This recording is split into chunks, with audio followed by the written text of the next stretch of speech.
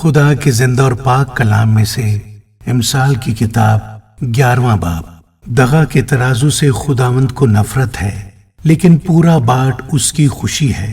تکبر کے ہمراہ رسوائی آتی ہے، لیکن خاکساروں کے ساتھ حکمت ہے۔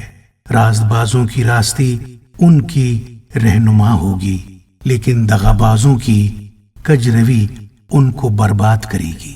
قہر کے دن مال کام نہیں آتا، لیکن صداقت موت سے رہائی دیتی ہے۔ کامل کی صداقت اس کی رہنمائی کرے گی، لیکن شریر اپنی ہی شرارت سے گر پڑے گا۔ رازبازوں کی صداقت ان کو رہائی دے گی، لیکن دغاباز اپنی ہی بدنیتی میں پھنس جائیں گے۔ مرنے پر شریر کی توقع خاک میں مل جاتی ہے، اور ظالموں کی امید نیست ہو جاتی ہے۔ صادق مصیبت سے رہائی پاتا ہے، اور شریر اس میں پڑ جاتا ہے۔ بے دین اپنی باتوں سے اپنے پڑوسی کو ہلاک کرتا ہے، لیکن صادق علم کے ذریعہ سے رہائی پائے گا۔ صادقوں کی خوشحالی سے شہر خوش ہوتا ہے، اور شریروں کی ہلاکت پر خوشی کی للکار ہوتی ہے۔ رازبازوں کی دعا سے شہر سرفرازی پاتا ہے، لیکن شریروں کی باتوں سے برباد ہوتا ہے۔ اپنے پڑوسی کی تحقیر کرنے والا بے عقل ہے، لیکن صاحب فہم خاموش رہتا ہے۔ جو کوئی لترا پن کرتا پھرتا ہے راز فاش کرتا ہے، لیکن جس میں وفا کی روح ہے وہ رازدار ہے۔ نیک صلاح کے بغیر لوگ تباہ ہوتے ہیں، لیکن صلاحکاروں کی کثرت میں سلامتی ہے۔ جو بیگانہ کا ضامن ہوتا ہے سخت نقصان اٹھائے گا، لیکن جس کو ضمانت سے نفرت ہے وہ بے خطر ہے۔ نیک سیرت عورت عزت پاتی ہے، اور تندخو آدمی مال حاصل کرتے ہیں۔ رحم دل اپنی جان کے ساتھ نیکی کرتا ہے، لیکن بے رحم اپنے جسم کو دکھ دیتا ہے۔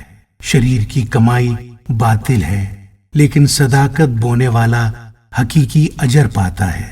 صداقت پر قائم رہنے والا زندگی حاصل کرتا ہے، اور بدی کا پیرو اپنی موت کو پہنچتا ہے۔ کج دلوں سے خداوند کو نفرت ہے، لیکن کامل رفتار اس کی خوشنودی ہے۔ یقیناً شریر بے سزا نہ چھوٹے گا، لیکن صادقوں کی نسل رہائی پائے گی۔ بے تمیز عورت میں خوبصورتی گویا سوار کی ناک میں سونے کی نت ہے۔ صادقوں کی تمنا صرف نیکی ہے، لیکن شریروں کی امید غضب ہے۔ کوئی تو بتھراتا ہے پر تو بھی ترقی کرتا ہے، اور کوئی واجبی خرچ سے دریغ کرتا ہے پر تو بھی کنگال ہے۔ فیاض دل موٹا ہو جائے گا، اور سیراب کرنے والا خود بھی سیراب ہوگا۔ جو غلہ روک رکھتا ہے لوگ اس پر لعنت کریں گے، لیکن جو اسے بیچتا ہے اس کے سر پر برکت ہوگی۔ جو دل سے نیکی کی تلاش میں ہے مقبولیت کا طالب ہے، لیکن جو بدی کی تلاش میں ہے وہ اسی کے آگے آئے گی۔ جو اپنے مال پر بھروسہ کرتا ہے گر پڑے گا، لیکن صادق ہرے پتوں کی طرح سرسبز ہوں گے۔ جو اپنے گھرانے کو دکھ دیتا ہے ہوا کا وارث ہوگا، اور احمق دانا دل کا خادم بنے گا۔ صادق کا پھل حیات کا درخت ہے، اور جو دانش مند ہے دلوں کو مو لیتا ہے۔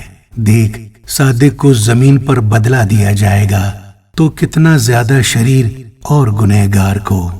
آمین۔